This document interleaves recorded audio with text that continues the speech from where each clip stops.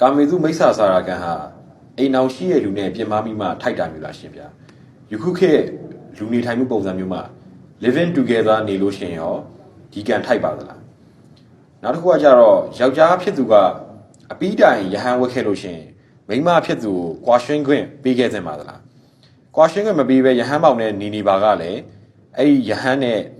ဒီမိန်းမနဲ့ကအကျဉ်းလင်များဖြစ်မြောက်နေစေလားရှင်ဗျာဟုတ်ပြီကာမေတုမိစ္ဆာစာရကံဟာအိမ်နောက်ရှိတဲ့သူနဲ့ပြမမိမှထိုက်တာမျိုးလားဆို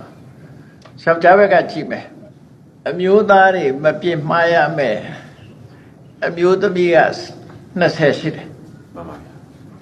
အကြမ်းကြီးပြောမယ်ဆိုရင်အမေရဲ့အုပ်ထိပ်မှုအောက်မှာရှိတယ်အဖေရဲ့အုပ်ထိပ်မှုအောက်မှာရှိတယ်မိဘနှစ်ပါးလုံးရဲ့အုပ်ထိပ်မှုအောက်ညီကောင်မောင်နှမတွေရဲ့အုပ်ထိပ်မှုဆိုလိုတာကမိသားစုဝင်ဖြစ်လာလို့ရှိရင်တော့မိသားစုရဲ့ဆောက်ရှောက်မှုလို့ခေါ်တာပဲဒါ responsible ဖြစ်သွားပြီလေဆွေမျိုးတော်လာပြီဆို responsible အဲ့ဒီအပြိုပဲဖြစ်စီယောက်ျားတွေက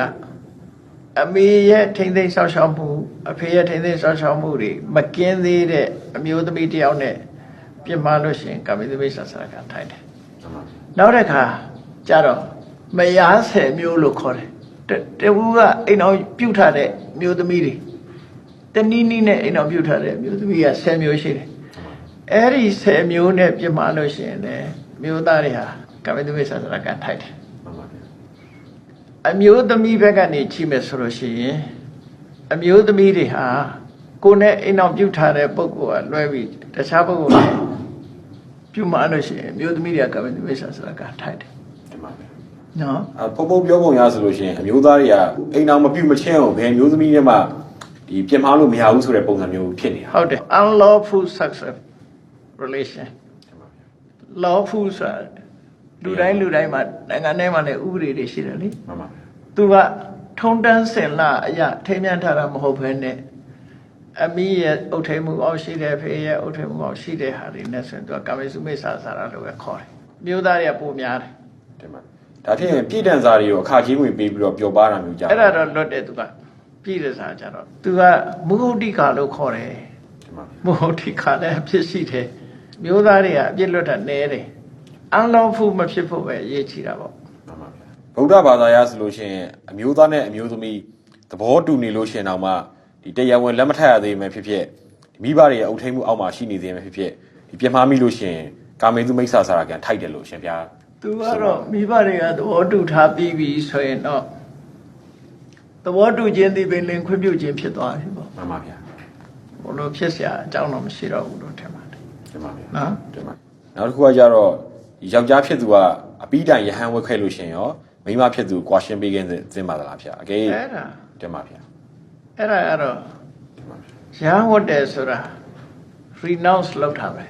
renounce ဆိုတာဘာတွေကိုဆွန့်လွတ်ရတော့ဆိုရင်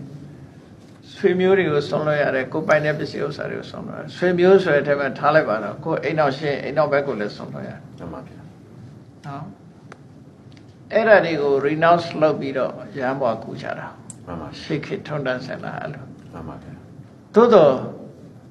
အပြည့်တိုင်ကွာရှင်းပေးခဲ့တဲ့မှာသလားဆိုတဲ့ပေးခွင့်ကြတာသူကကွာရှင်းပေးသည်ဖြစ်စေမကွာရှင်းပေးသည်ဖြစ်စေသူက renounce လုပ်တော့ရဟန်းဝတ်လို့ရှိရင်အထီးကမိန်းမစီမှာခွင့်မပန်းမိဘစီမှာပဲခွင့်ပန်းရမှန်ပါဗျာအမျိုးသမီးကသဘောတူသည်ဖြစ်စေသဘောမတူသည်ဖြစ်စေသူကအလိုလျောက်ရဟန်းဖြစ်သွားရင်ကွာရှင်းပြီးသားဖြစ်သွားတယ်သူ့အနေနဲ့ကလည်းပန်းဆိုင်မှုတွေအလုံးကိုဆုံးလွတ်ပြီးသားဖြစ်သွားတယ်မှန်ပါဗျာနော်မှန်ပါဗျာရှေးထုံးစံကိုပြောပြတာပေါ့နော်မှန်ပါဗျာတင်ပါဖះလက်ထက်ကထုံးစံအပြည့်တိုင်ကွာရှင်းပေးဖို့ဆိုတာတရားဝင်ကွာရှင်းခွင့်ခုခေတ်လို့စာချုပ်တွေပါတွေ divorce လုပ်တာတော့မရှိဘူးတင်ပါဗျာသူတင်အောင်ဝတ်သွားတာနဲ့တပြိုင်နက်ကွာရှင်းပြီးသားဖြစ်သွားပြီတင်ပါဗျာနော်အဲ့လိုဆိုလို့တယ်ကွာရှင်းခွင့်မပေးဘဲရဟန်းပေါင်နဲ့ဝင်ကအကျဉ်းလင်မယားအဖြစ်အရာရောက်နေစေလားဆိုလင်မယားလို့သွားနေရင်တော့ဒီကဘုန်းကြီးဘုရားဆွန့်လွှတ်ရမယ်သူကမှန်ပါဗျာမကျူးလွန်ရင်တော့သူကနေလို့ရတယ်မှန်ပါဗျာဒီလိုပဲဖះလက်ထက်ကတထေသာသူဒိဏဆိုတာသူ့အမေဖေတွေစီကိုအတင်းကျပ်ခွင့်တောင်းပြီးတော့ဝတ်တာမှန်ပါဗျာသူစနီးမယားနဲ့အိမ်မှာရှိတာပဲမှန်ပါဗျာသို့တော့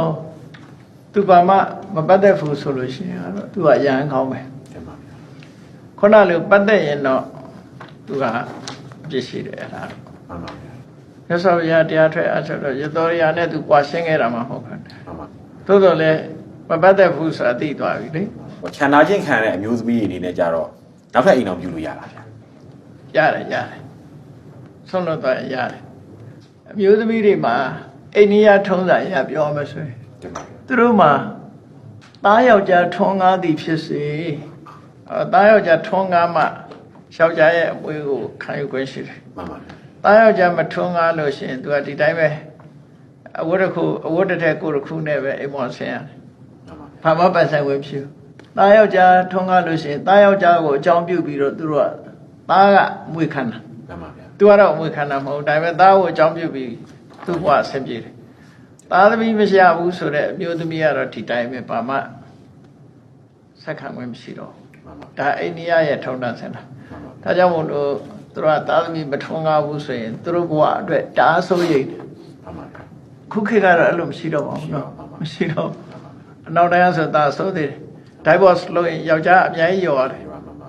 လူမှုနဲ့သက်ဆိုင်တဲ့ဘာသာနဲ့မသက်ဆိုင်ဘူးဒါတွေကနော် မ